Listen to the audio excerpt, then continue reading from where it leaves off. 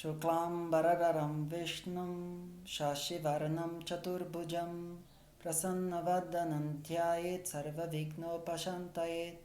Shuklam Bharadaram Vishnum Shashivarnam Chaturbhujam Prasannavadhanam Dhyayet Sarvavighnopashantayet.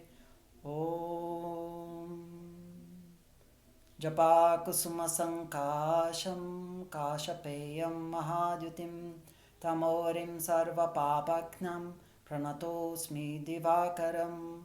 Om Dadi Shankha Tusharabham Kshirodarnavasambhavam Namami Shashinam Somam Shambhur Maktabhushanam. Om Dharani Garbhasambhutam Vidyutkanti Samaprabham Kumaram Shakti Hastam Tam Mangalam Pranamamyaham. Om Priyangukalikashyamam Rupena Pratimam Buddham Saumyam Saumya Gunopetam Tam Buddham Pranamamyaham. Om Devanam cha Rishinam cha Gurum Kanchana Sannibham Buddhibhutam Trilokesham Tam Namami Brihaspatim. Om Himakunda Mrinalabham Daityanam Paramam Gurum Sarvashastra Pravaktaram Bhargavam Pranamamyaham. Om Nilanjana Samabhasam Raviputram Yamagrajam Chaya Martanda Sambhutam Tam Namami Shanaischaram. Om Ardhakaya Mahaviryam Chandraditya Vimardanam Simhika Garbha Sambhutam Tam Raham Pranamamyaham. Om Palasha Pushpa Sankasham Tarakagrahamastakam Raudram Raudratmakam Guram Tam Ketum Pranamamyaham. Om Shanti Shanti Shanti. Om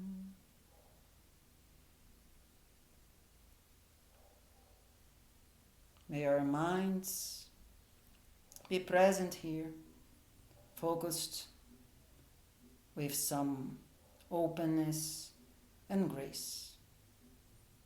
Tathastu. Namaste.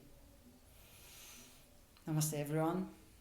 As Divya introduced me, my name is Tiago. Namaste. This is not my civilian name, but anyhow, I like it. And for the past 12-13 years, I have been studying firstly Ayurveda, and then around 2015-16, I started studying a little bit more Jyotisha. And the first thing I started studying was the Nakṣatras. Being quite sincere to you, I never liked astrology. I always thought, this is a thing for the Northern Hemisphere. I live in Brazil. And the seasons doesn't make sense here, so I'm not going to study that. And after a while, Jyotisha appeared something related to the stars and not actually to the seasons. I'm not saying that astrology cannot work, and I'm not saying that astrology is not a valid thing. I was just saying that I was not interested in that.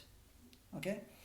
But when I started studying Jyotisha, the main thing that caught my attention, even though I thought I would be studying because of medical astrology, Ayurvedic Jyotisha, and David Frawley books and so on, the Nakṣatra was the theme that caught my attention. And from that, what I understand as the central core of my understanding of Jyotisha. We are flowing on time.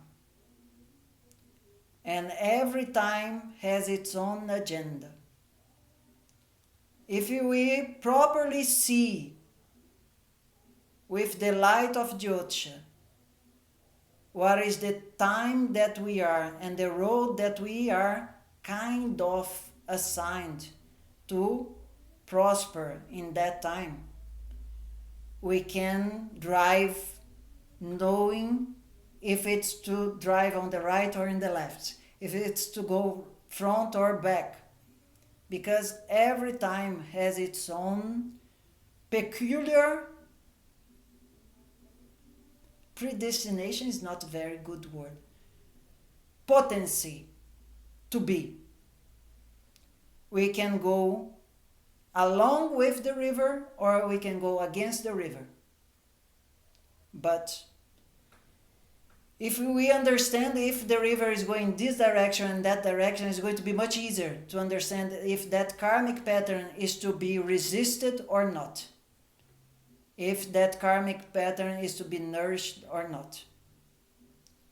And in today's presentation, we are going to have an outlook about the following idea. We have, as an incarnated being, as a human being in this time period, 9 potential karmic boxes. Every one of them can be a different me, a different I that I should realize. For example, now I'm finishing my 4th karmic box and moving to my 5th one. All the things that I have been in the past 7 years, and all the things that I have been in the previous 10 years from that, and the 6 years from that, and the 16 years from that, now I'm 37. This makes much sense if we start looking at our lives before we go to the future. We look ourselves to the past. And this scheme that we are going to talk today is called Vinshottari Dasha scheme. That's the Sanskrit name. But it has different time frames that will consolidate an aggregate being. In our Western culture, we believe that there is the soul or something like that, and this creates an individual that it's monolithic. Psychologists from today say that this is a kind of a crazy idea. We have multiple eyes within us crushing among themselves to understand who is going to be leading that assembly. In Jyotisha is kind of the same, but we know which one of them should be governing, should be the regent of that time. And this is not going to be better or worse. This is just going to be what it's on the time to be. So to make this conclusion within the Hinduism and so, probably you know the name Krishna. And probably you know that he played the flute. But maybe you don't know that he played the flute only in one period of his life. There was a time when people were at war, and maybe you know about that Bhagavad Gita stuff. And people said, look, Krishna, today it was a very bad day. Please, play some flute for us so we can just re-energize us and go for war tomorrow. It doesn't matter if it's go for war or any period of that story. The point is the answer of Krishna. He said, even if the gopis, even if the people that were there were here, even if I was at the same age that I was there, even if there was the same trees, the time wouldn't be the same. And if I tried to play the flute as it was to be on that time, this was not going to be the same. I like to tell this story because Krishna is a kind of a Jesus or a very important or a very exceptional person in that culture. And the teaching here is, if we understand our role in time, our life will be much more easy to handle. If we think that we have to do what our brain or our head or philosophy says, this might work or not, because there is a background that is going to be hanging or not your effort. So in the West, we usually are kind of afraid to say there is a higher power than us. Our 17th century onwards philosophy tells us we are the king or we are the major force in the universe, and believe so. The point is not to deny that at all, but it's just to regulate that understanding. For Vedic culture, the human condition is the highest level of consciousness that matter handles. After that, there is the angels and what you want to call the devas and so.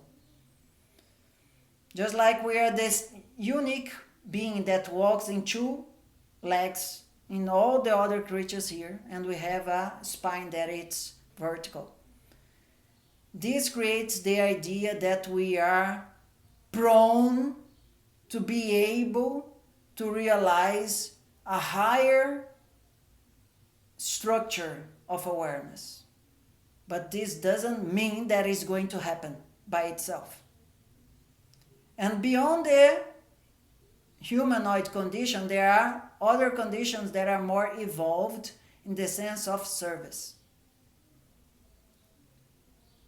The main teaching of Vedic culture is to show us that if we live a life with a sense of service and belongingness, our suffering will decrease. I'm not saying that the life is going to be good in the Western way of seeing happiness and taking ice creams and going to travel, okay? But in life, there's going to be good and bad periods. If we are embedded with the understanding, the darshana, the philosophy, the wisdom, that our life can aspire to a higher angelical state of awareness, of a consciousness. This will help us to travel through the storms. This is the philosophy to start. And now we are going to see the applied aspect of this, talking about some small points here and there.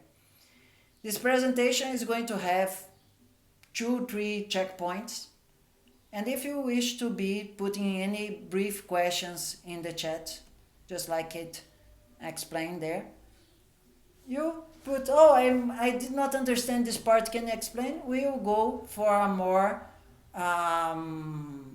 initial talk, and then we are going to have a specific time for interaction. And the questions in the chat are a middle term, where it's not just me speaking, because this is not good. And also it's not a lot of questionings coming and making the session a little bit unstable. Okay? So, shall we start? Good. I'm going to